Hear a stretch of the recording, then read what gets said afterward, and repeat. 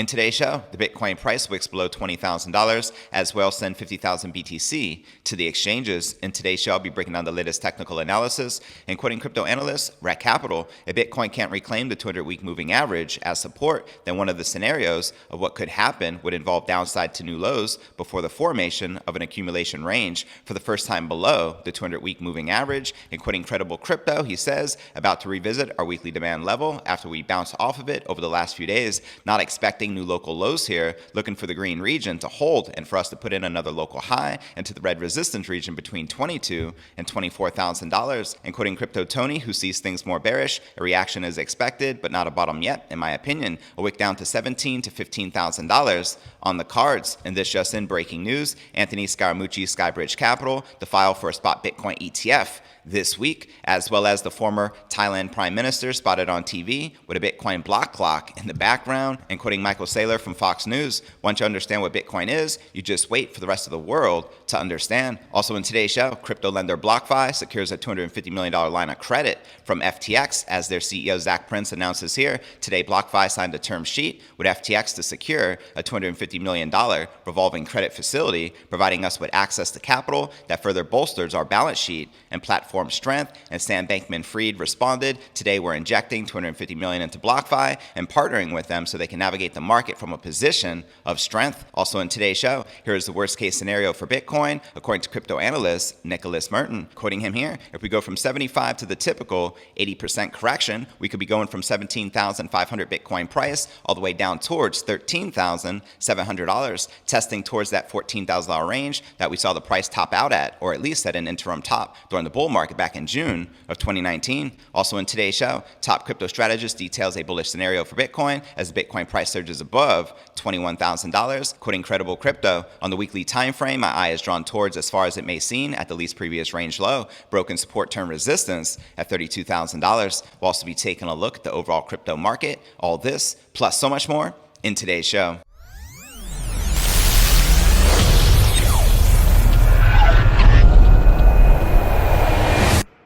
Here at Crypto News Alerts, I drop a brand new episode every single day. The goal is to get to 100,000 subs. If you like getting that crypto, be sure to smash that subscribe button, that's right, and ring that bell to turn on all notifications to receive daily premium Crypto News Alerts every single day, just like this. And be sure to check out the Crypto News Alert Shorts. I release a new Shorts video right here on the channel every day. All right, welcome back to another episode of Crypto News Alerts. I'm your host, JV. How's it going, crypto fam? Let me know in the live chat. The Bitcoin saw a dramatic change in mood into June 22nd as multi-day highs gave way to a fresh dive under $20,000, as you can see here in the Bitcoin 1-hour candle chart. Now, data from Cointelegraph Markets Pro and TradingView showed Bitcoin abruptly halting its latest gains to hit lows of 19,947 on Bitstamp. Now, the largest crypto had passed 21,700 just the day before, its best performance since June 16th, but momentum waned during the Wall Street trading. For popular crypto analyst Red Capital, there was danger in Bitcoin being unable to reclaim its 200-week moving average, which is a classic support line in the previous bear markets. Bitcoin had formerly retained that 200-week moving average as support, with wicks below it characterizing macro price bottoms. Quoting Red Capital here, if Bitcoin can't reclaim the 200-week moving average as support, then one of the scenarios of what could happen would involve downside to new lows before the formation of an accumulation range for the first time below the 200-week moving average. And as you can see here, the 200-week moving average is currently sitting at $22,420. So happy 420. And only 4 times in Bitcoin's inception for the past 13 years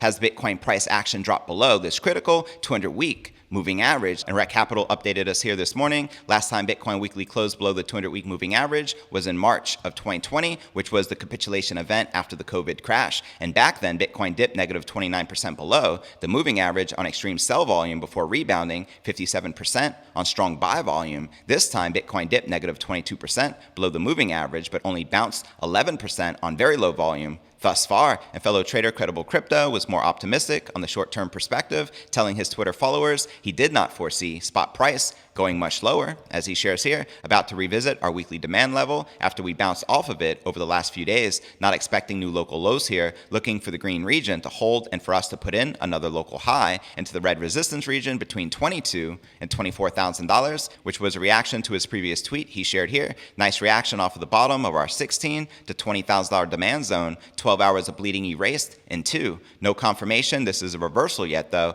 Focus on key high time frame levels and don't get too caught up staring at the red 5-minute candles that can be erased in an instant. Zooming out, we have Crypto Tony, who highlighted the demand zone that Bitcoin was now acting in, as he shares here. Bitcoin update on the macro, we can see a few things here. We broke down clearly from a distribution range. We are now testing the first demand zone from this range. A reaction is expected, but not a bottom yet, in my opinion. A wick down to $17,000 to $15,000 on the cards. Meanwhile, whales are looking to reduce their Bitcoin exposure. That's right, for the largest Bitcoin hodlers, signs of change were already visible in the on-chain data. According to on-chain analytics firm Glassnode, on June 20th to the 21st, Bitcoin whales deposited over 50,000 BTC to exchanges. This followed 58,000 BTC in inflows on a single day on June 13th, and the overall inflows from the whales' wallets thus remain elevated on an intraday basis while still not matching the level seen during some of the previous sell-offs. For example, on May 9th, the same group of investors sent over 80,000 BTC to exchange accounts, the most since March of 2020, which you can see here in this chart. And as Cointelegraph previously reported, whale buyers meanwhile created a potential major support level just above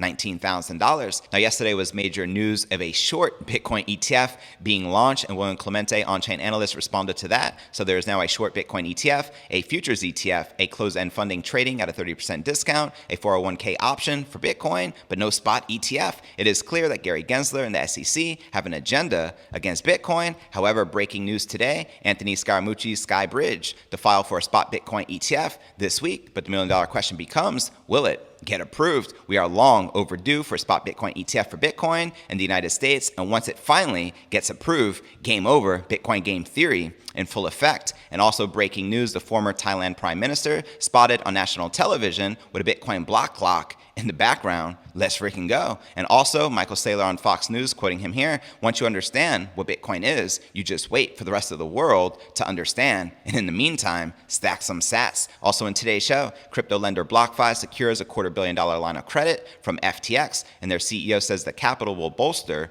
its balance sheet. But first, let's take a quick look at the overall crypto market. As you can see, all the major cryptos are currently correcting and in the red, with Bitcoin down almost 4% for the day, maintaining just above $20,200. We have Ethereum down almost 6% for the day, trading just under $1,100, while Cardano, Solana, and Polkadot are all correcting in the blood red. But all right, now let's break down our next story of the day. The crypto lender BlockFi detailed on Tuesday that the company secured a $250 million line of credit from FTX. Now, BlockFi's CEO, Zach Prince, announced on Twitter that the company will use the capital to bolster Bitcoin's balance sheet and platform strength. And as we all know, it's been a rough year for crypto lenders due to digital assets losing significant value over the last few months. For example, Celsius has been accused of being insolvent. The last week, it paused withdrawals. And in 2021, the SEC from various states sent cease and desist orders to Celsius and crypto lender BlockFi. And in February of 2022, the US SEC charged BlockFi for failing to register as retail crypto lending products. But during the second week of June, BlockFi co-founders Zach Prince and Flory Marquez announced that the company would lay off roughly 20%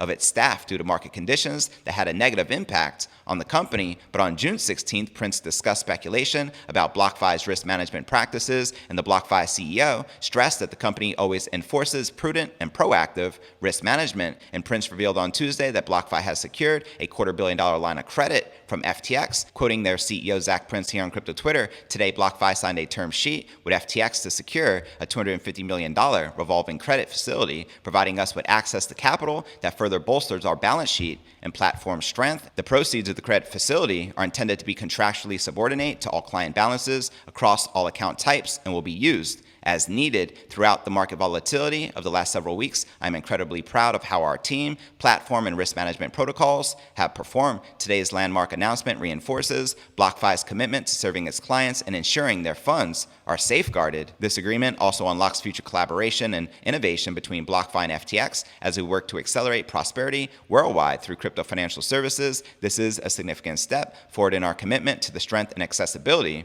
of the crypto markets. Now, this tweet is directed towards BlockFi clients. We are here for you. Our team is battle tested and has weathered many storms over the years, which only makes us stronger and more resilient as we navigate today's market environment. As Sam Bankman-Fried, the CEO of FTX, responded, today we're injecting $250 million into BlockFi and partnering with them so they can navigate the market from a position of strength. So there you have it. And before I break down next story of the day, here's the worst case scenario for Bitcoin, according to crypto analyst Nicholas Merton. But first, let's take a quick look at the overall crypto market cap, sitting just above $905 billion with $67 billion in volume. In the past 24 hours, the current Bitcoin dominance is 43.4%, with the Ether dominance at 14.7%. And checking out the top 100 cryptocurrency gainers for the past 24 hours, we have Shiba Inu leading the pack up about 17%, but still trading at virtually nothing, followed by Waves up 15%, trading at $6.61, followed by Uniswap up 9.2%, trading at $4.89. And checking out the top 100 cryptocurrency gainers for the past week, finally a sea of green with SNX leading the pack up 88.4%. We have Elrond up 34.3% and Waves up 44.6%. And checking out one of my favorite indicators is the Crypto Greed and Fear Index. Shows we are currently rated an 11 in extreme fear. Yesterday was a 9, last week a 7, and last month a 10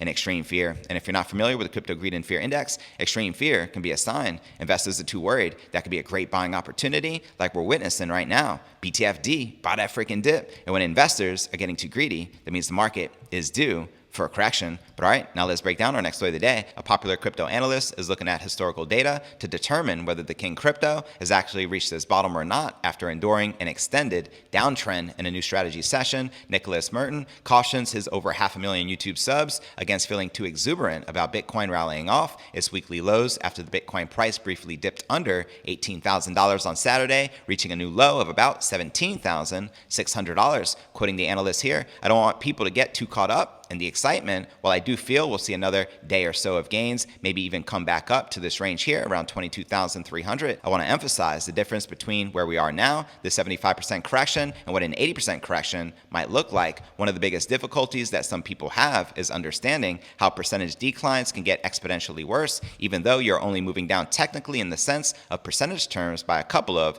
single-digit points. If we go from 75 to the typical 80% correction, what would that look like? It wouldn't just be a couple of $100 or $1,000 down. I know we would be going from a 17,500 Bitcoin price all the way down towards around $13,700, testing towards that $14,000 range that we saw the price top out at, or at least at an interim top during the bull market back in June of 2019. And the strategist goes on to share that while he isn't certain the Bitcoin will actually drop a full 80% from its November 2021 all-time high of above $69,000, broader macroeconomic volatility might force the king crypto lower despite historical trends and fundamental strength. As he shares here, while I would usually expect that corrections grow weaker over time, and they have historically grown weaker, it is probably going to be that we get a typical 80% correction considering the macro environment we're in right now. That's an important thing to keep open here, not to absolutely go all in this case. So there you have it. Let me know if you agree or disagree with Nicholas Merton that we're likely to see a low of around